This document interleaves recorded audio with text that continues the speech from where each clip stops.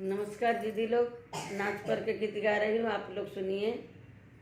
और अच्छा लगेगा तो लाइक करिए, कमेंट करिए, बेल का बटन दबाइए। धन्यवाद। बिना बादल के मोर पिया ले लहरा, बिना बादल के मोर पिया ले लहरा, ले लहरा भैया ले लहरा, बिना बादल के मोर पिया ले लहरा, बिना बादल के मोर पिया ले लहरा।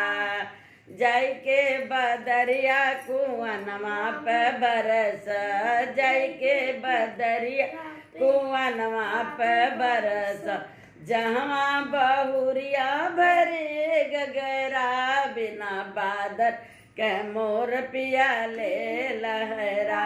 अरे जहाँ बहुरिया भरी गगरा, बिना बादल के मोर पिया ले लहरा, बिना बादल के मोर पिया ले लहरा, ले लहरा हो ले लहरा, बिना बादल के मोर पिया ले लहरा।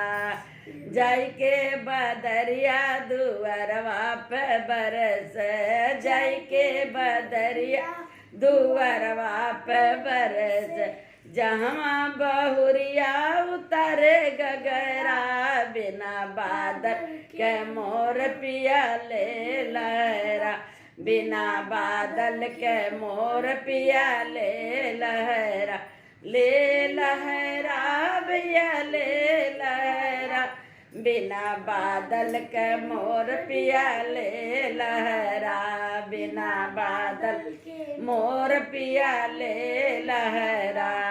जाय के बदरिया आंगनवा में बरस, जाय के बदरिया आंगनवा में बरस, जहाँ बहुरिया करे झगड़ा, बिना बादल के मोर पिया ले लहरा, बिना बादल के मोर पिया ले लहरा, ले लहरा भैया ले लहरा, बिना बादल के मोर पिया ले लहरा।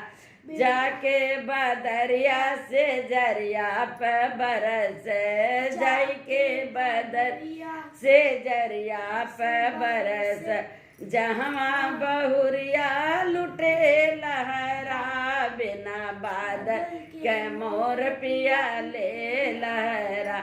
अरे जहाँ बहुरिया लुटे लहरा, बिना बादल के मोर पिया ले लहरा, बिना बादल के मोर पिया ले लहरा, ले लहरा भैया ले लहरा, बिना बादल के मोर पिया ले लहरा, बिना बादल के मोर पिया ले लहरा, ले लहरा भैया ले लहरा, बिना बादल के मोर पिया ले लहरा, बिना बादल के मोर पिया ले लहरा।